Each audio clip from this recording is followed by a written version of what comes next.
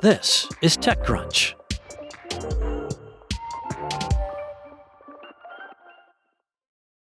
So last week, researchers at cloud security firm Sysdig said they'd documented the first known case of agentic ransomware.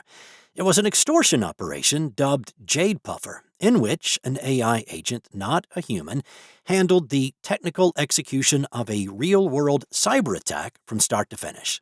The agent broke into a vulnerable server, stole credentials, moved through the target's network, encrypted files, and even wrote its own ransom note, adapting to obstacles along the way like a human hacker might.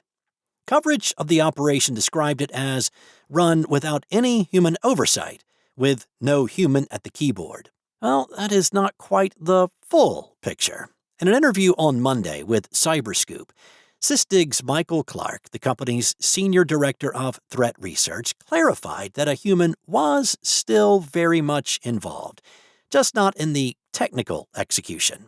Clark said that a human still set up and pointed the operation and provisioned the infrastructure behind it, the command and control server, the staging server used for the stolen data, and chose a victim. The credentials used to break into the victim's database, he added, were not harvested by the AI agent itself. Someone obtained them separately through a prior compromise and handed them to the operation. None of this contradicts Sysdig's original claim, and the technical details of the attack remain notable on their own. Wild, even.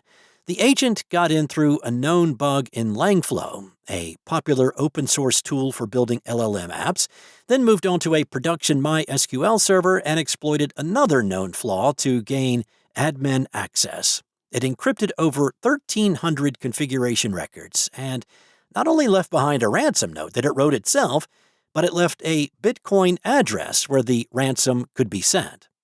Sysdig has not disclosed who was targeted. The techniques were fairly ordinary, apparently.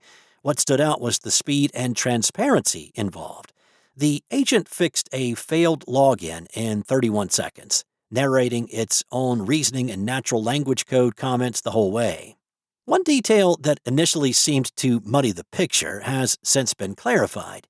Clark told Cyberscoop that Sysdig found multiple models were used in the attack, citing harvested keys for OpenAI, Anthropic, DeepSeek, and Gemini, language that left open the question of whether several models actively powered different stages of the intrusion.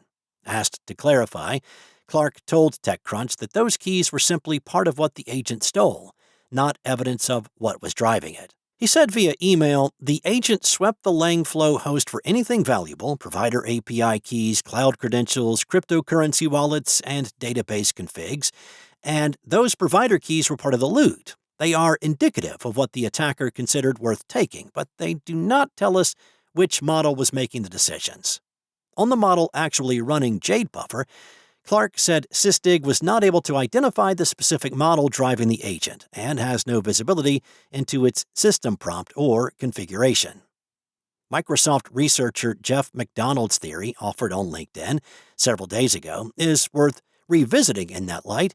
McDonald suspected an open-weight model with safety training stripped out, rather than a frontier model, was behind the attack, based on his own red teaming experience showing Frontier Labs' safety layers hold up pretty well. Sysdig's own account does not confirm or rule that out. McDonald's post also warned that ransomware campaigns are now bounded primarily by attacker budget rather than human effort, raising the possibility of thousands or tens of thousands of simultaneous campaigns. That concern is a little harder to square with what Clark described Monday. If a human still has to choose each victim, provision infrastructure, and obtain database credentials for every operation, well, that's a bit of a bottleneck, at least.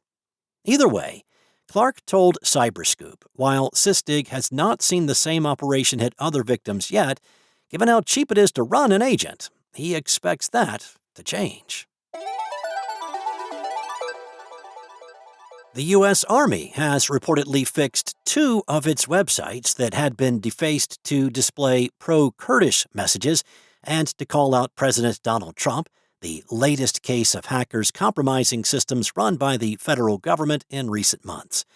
Security researcher Ronald Lovelace told Cyberscoop, which first reported the defacements, that error pages were modified on two U.S. Army websites, the Open Innovation Lab and the AI Integration Center, which test and integrate AI and other tech into emerging technologies. The defaced messages would show up when someone tried to visit a web page that did not exist on the websites. The website's error pages had been altered with messages calling Trump a pedophile and a thief, likely referring to the president being extensively named in files held by the Justice Department concerning the late financier and convicted sex offender Jeffrey Epstein. The messages also mentioned Tom Barrack, the current U.S. ambassador to Turkey, and called for a free Kurdistan. The defacements were visible as of Monday, per Cyberscoop. The publication contacted the Army, which took the pages down soon after. The U.S. Army did not say how the error pages were defaced. The Army's websites appear to run on WordPress and rely on several plugins, which can be targeted by hackers who seek to break into websites. It's not clear if any data was stolen during the incident, but the Army is investigating. Hacktivists typically deface or modify websites aiming to raise awareness about political causes, but such attacks can also be destructive. Earlier this year, hacktivists targeted the U.S. Department of Homeland Security and published reams of records on contracts that enable U.S. immigration authorities, like ICE, to carry out deportations. The Department of Homeland Security confirmed another breach this week after hackers broke into one of the department's intelligence sharing platforms used for passing information between state, local, and federal authorities. That's all for now. For the latest tech news, go to TechCrunch.com.